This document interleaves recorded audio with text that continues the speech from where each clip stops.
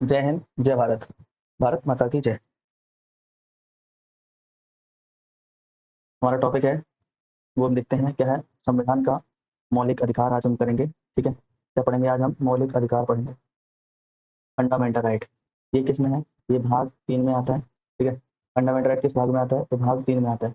अब भाग 3 में आता है तो संविधान में कुल कितने भाग हैं? तो कुल 22 भाग। कितने भाग हैं? कुल 22 भाग हैं। ठीक है, अनुच्छेद 12 से 35, आर्टिकल 12 से 35 तक फंडामेंटल राइट आते हैं। ठीक है, कहाँ से लिया गया है? ये अमेरिकी संविधान से लिया गया है। फंडामेंटल कहाँ से कॉपी किए गए हैं? फंडामेंटल राइट, फंडामेंटल राइट जो है वो यूएसए से लिए गए हैं। ठीक है, ठीक। इसे मैग्ना कार्टा कहा जाता है। क्या कहा जाता है? फंडामेंटल राइट को क्या कहा जाता है? मैग्ना कार्टा कहा जाता है। ठीक है, 18 जुलाई को जो है आंसर की आई है इसकी, एसएससी सीएचएसएल की। ठीक है, इसमें एक क्वेश्चन पूछा था पहली शिफ्ट का जब पेपर शुरू हुआ था 2 तारीख को। उसमें पहला क्वेश्चन ये था, कल मैं देखा है कि इनमें से कौन सा भाग, इनमें से कौन सा भाग फंडामेंटल राइट, मतलब इनमें से कौन सा भाग मैग्ना कार्टा कहलाता है? तो इसका आंसर क्या होगा? भाग 3। देख लो आप कितना क्वेश्चन घुमा के पूछा जा रहा है। ठीक है, कुल 7 मौलिक अधिकार हैं। कितने मौलिक अधिकार हैं? तो कुल 7 मौलिक अधिकार हैं।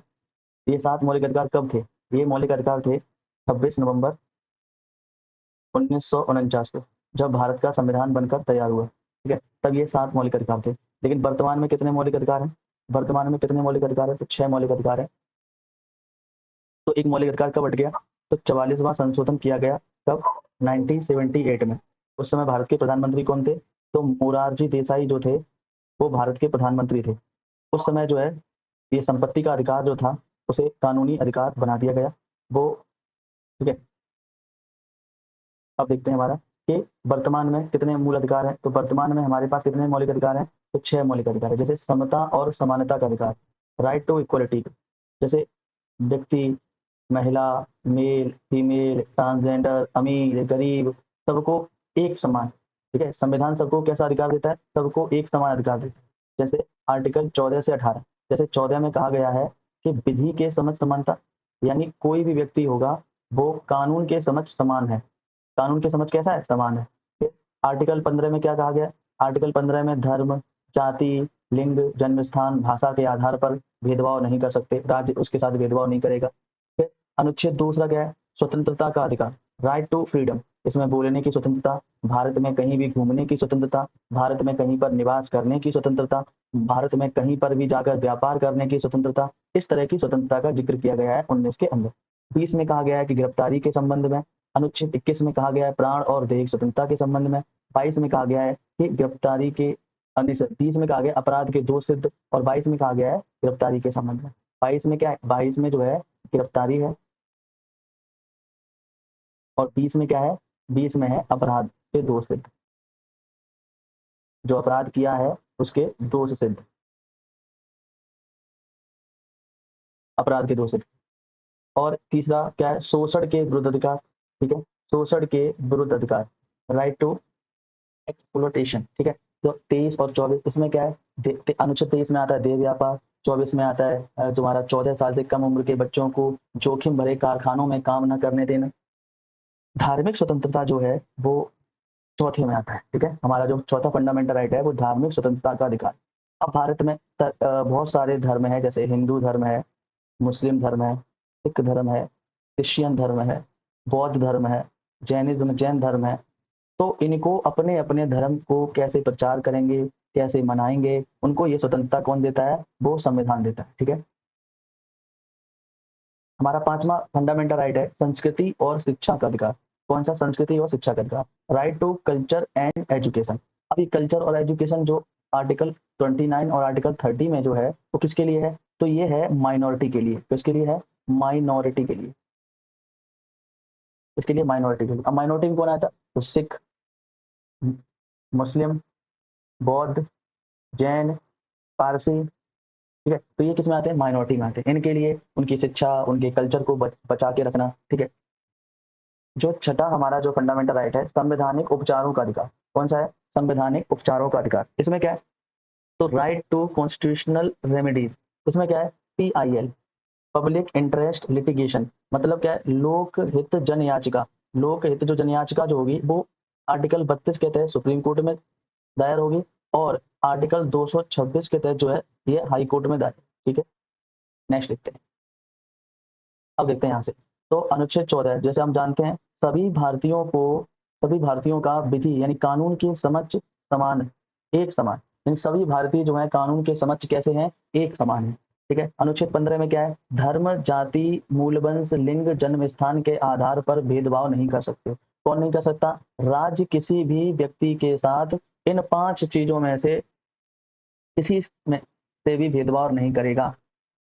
16 क्या है, लोक नियोजन या सरकारी नौकरी में अवसर की समानता। ठीक है, तो सबको अवसर दिए जाएंगे। आपने देखा होगा जब भी कोई वैकेंसी आती है तो उसमें देखो जर्नल की वैकेंसी होगी, ईडब्ल्यूएस की वैकेंसी होगी, ओबीसी की वैकेंसी होगी, ठीक है, एससी की वैकेंसी होगी और एसटी की वैकेंसी होगी। इन सभी को रिजर्वेशन के आधार पर जो है यहाँ पर अवसर दिया जाता है। ठीक, अनुच्छेद 17 अस्पृश्यता छुआछूत या अनटचेबिलिटी को खत्म करना।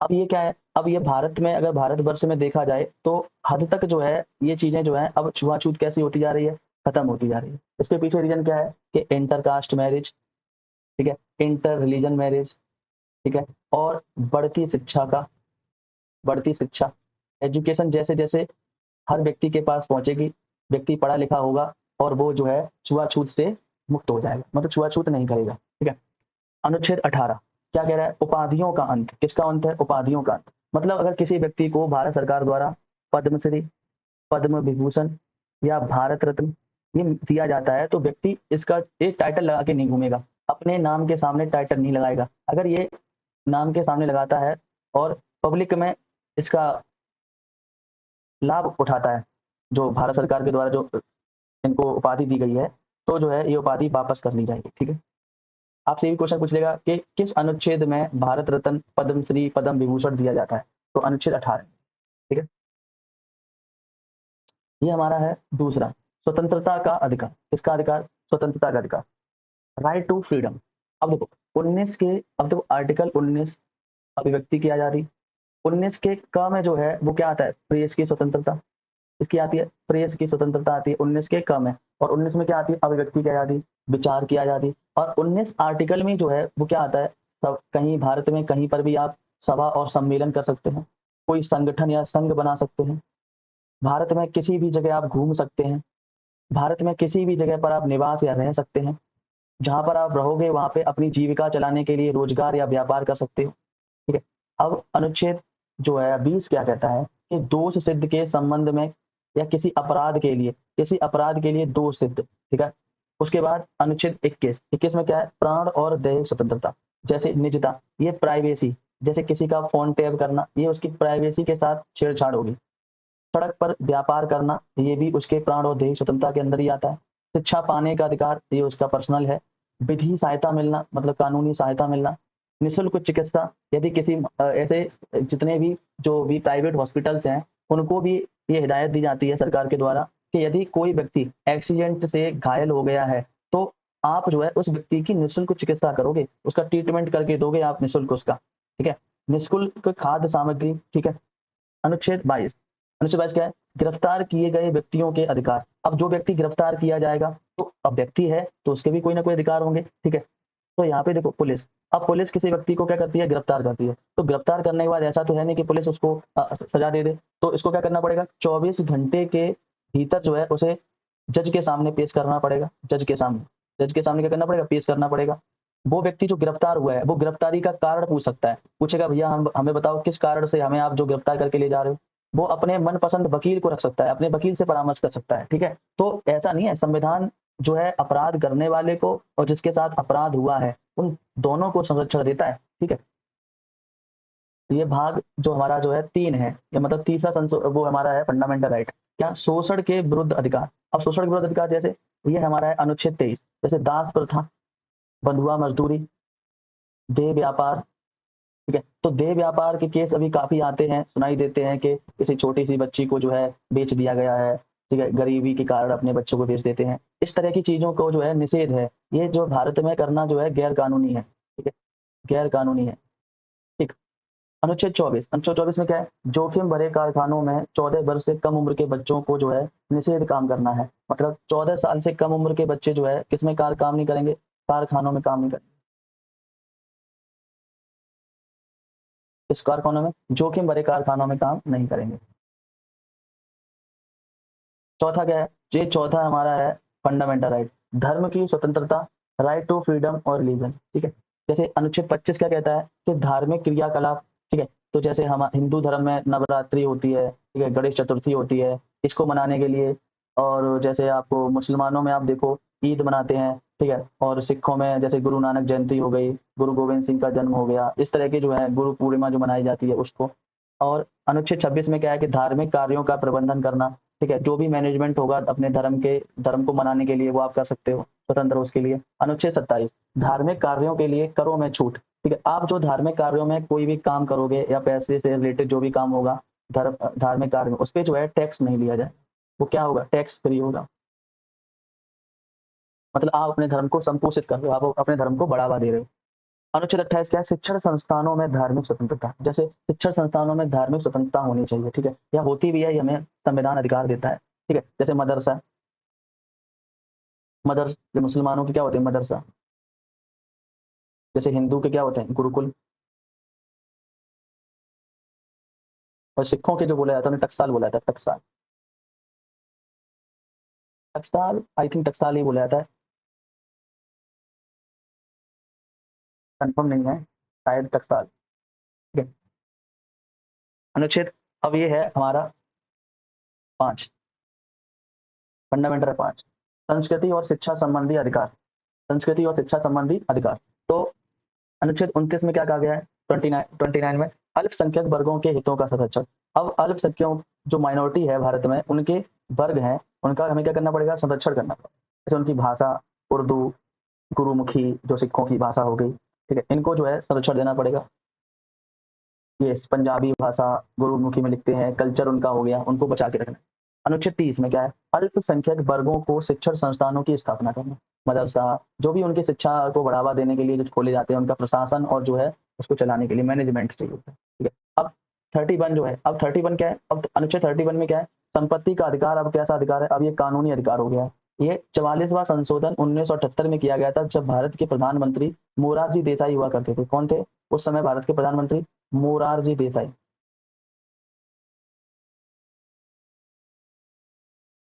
उस समय किया गया था। संपत्ति का फंडामेंटल राइट पहले 19 के 1 के चा में और अनुच्छेद 31 में था, बड़े था, लेकिन वर्तमान में किसका है, तो अनुच्छेद 300 के ए में है। तो ये कैसा है, ये है अब संपत्ति का अधिकार, कानूनी अधिकार है। ठीक है, संवैधानिक उपचारों का अधिकार, कैसा अधिकार है, संवैधानिक उपचारों का अधिकार।